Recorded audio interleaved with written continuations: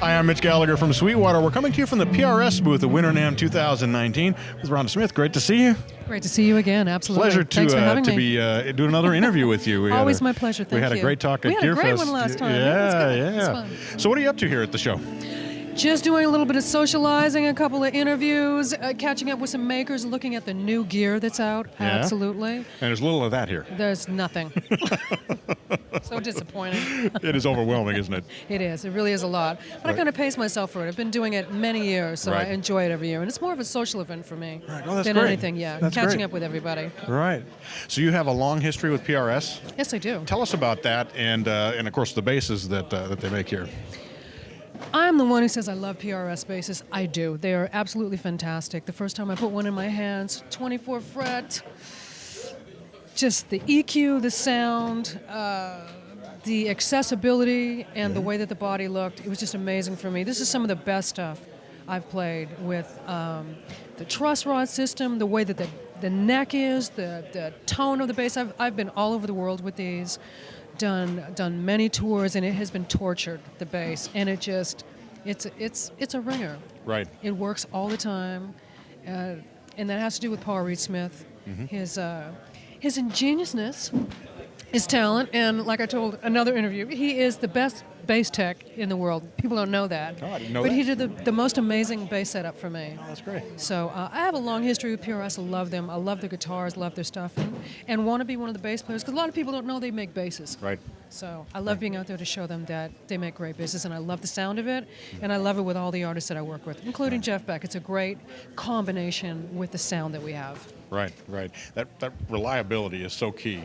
Very key. When you're touring. I mean, Yeah. it's got to work every time, Yeah, right? it's gotta work every time. And these are super versatile basses as well. Absolutely. Right. So with the pickups and with the Yeah. EQ that's on board and things, you can really dial in the tone to match whatever artist you're working with, whatever show you're on. Totally, and it's usually very easy for me. I kind of leave a lot of the stuff in the middle, and the bass just sounds fantastic. You know, it has a lot of switches in between for messing around with the pickups, for how different you want that sound to be, and it had a lot of tones that I didn't possess with some of the other instruments that I had, so that was really great. Right. Yeah. The versatility is really Yes, it important. is. So you mentioned that you, if I can paraphrase, you focus kind of in the mid-range with your tone. Is that because you're allowing room for the kick drum and trying to sit below the guitars, or what? How do you choose what tone you're going to use? I guess is the question. You know, with PRS, I leave it pretty much flat with the EQ, which works well. But I'm not afraid to put a little bit of mid in there. Absolutely, I have room. And different groups and different configurations, I think, that you play with as a bass player, that kind of defines how much room you have frequency-wise. And I really enjoy playing with trios because it gives me a little bit more room. Sure. Or four pieces, which it has. But this bass is absolutely versatile in all of that. And I usually leave it flat, believe it or not, and let the amp and everything else and my fingers do the work. Right. And it's just absolutely amazing. Right. You know? Right. So you're out with Jeff. Yeah. And you mentioned you've been playing with Vinnie Gallagher. Yes. Tell us about that. Well, he's amazing. I call him the pounder. Yeah? Tempo man. Just amazing. I love drummers that have incredible tempo because it makes me not have to worry about that. Right. And Vinnie has a lot of great qualities, but that's one of them that he has. He's tempo man, so I love playing with him. Amazing, amazing dude. Right. How much does it change your playing different drummers that you work with? You know, it changes in a good way. I think the better the drummer and the more they are definitely on tempo and into their thing, I think I have to concentrate less on that. And I think it allows a bass player to just do other things and just to relax a little bit more and be a little bit more creative. Right. If we're tapping our feet all the time or trying to, you know, feeling the tempo going up and down, what we call, sometimes some people call drummers Russian dragons. Right. And I used to say, what is that? A Russian dragon? No, he's rushing and dragging at the same time. Right. When that happens, it's a little bit, it's difficult. It's challenging to enjoy yourself and try to get into the groove. So when somebody's really on it, that's the T, man. Right. Then you get in the pocket and you're able to do what you want to do. Right. You know? Yeah, and it doesn't feel like you're working. No, it doesn't feel like you're working. With the other situations, sometimes you get done with a gig and you feel like you're wore out. Totally. Or your legs really sore because you've been doing this the whole time. Right. Yeah. So how long are you out with Jeff? We just finished a tour, actually. Okay. We did a tour this summer, so we finished that probably about 4 months ago. Okay.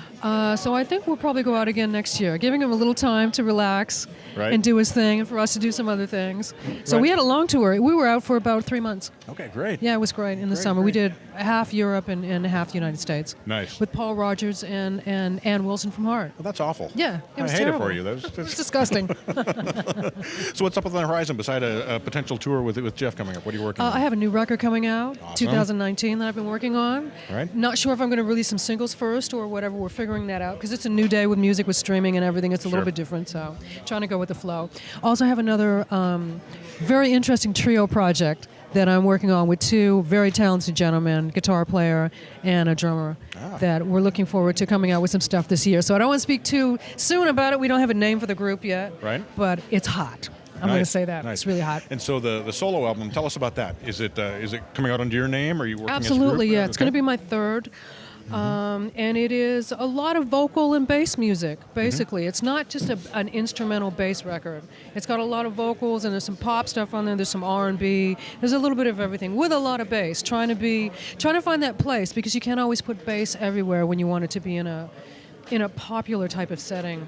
Radio and people sometimes in the past have tended to go, oh, there's a little bit too much bass on that. Right. You know, how many bass solos have you heard on pop radio? Not a lot. Not a lot. Okay. Yeah. So that's where I'm coming from. It's a little bit John of a magic. Entwistle, I guess, kind of managed yeah. to stick one into some of the Who He songs. did.